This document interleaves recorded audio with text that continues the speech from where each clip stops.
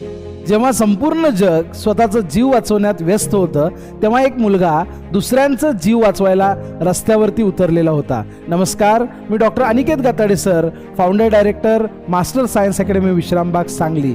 मुंबईतील एका छोट्याशा भागात वाढलेला एक साधा सिंपल मुलगा. नाव होतं हुसेन मंसुरी. मिडल क्लास कुटुंब, ना मोठे रिसोर्स, ना कोणती मोठी ओळख, पण मनात होतं मोठं स्वप्न, लोकांची सेवा करायची. कॉलेज पूर्ण झाल्यानंतर त्याने एअरलाईन आणि हॉटेल इंडस्ट्रीजमध्ये छोटी मोठी कामं केली. समाजातील अनेकांना वाटू लागलं की हा इथेच थांबणार, यापुढे काही मोठं करू शकणार नाही. पण हुसेनचं एकच ठाम मत होतं, माणूस पैशाने नाही तर माणुसकीने मोठा होतो.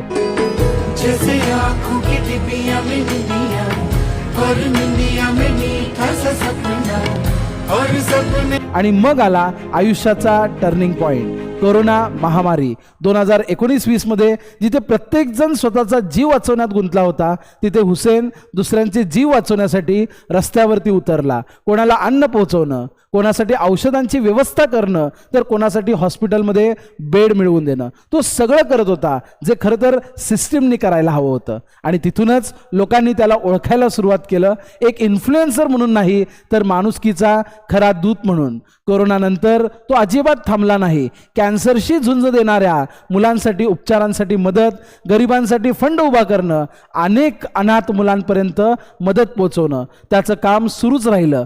आजच्या काळात जिथे लोक फेम आणि फॉलोअर्सच्या मागे धावतात, तिथे हुसेन मंसुरीने दाखवून दिलं की दुवा कमवा, फेम आपोआप मिळतं. आज त्याचे लाखो फॉलोअर्स आहेत, पण लोक त्याला ओळखतात फक्त एकाच कारणासाठी, कारण हा मुलगा स्वतःसाठी नाही तर दुसऱ्यांसाठी जगतो.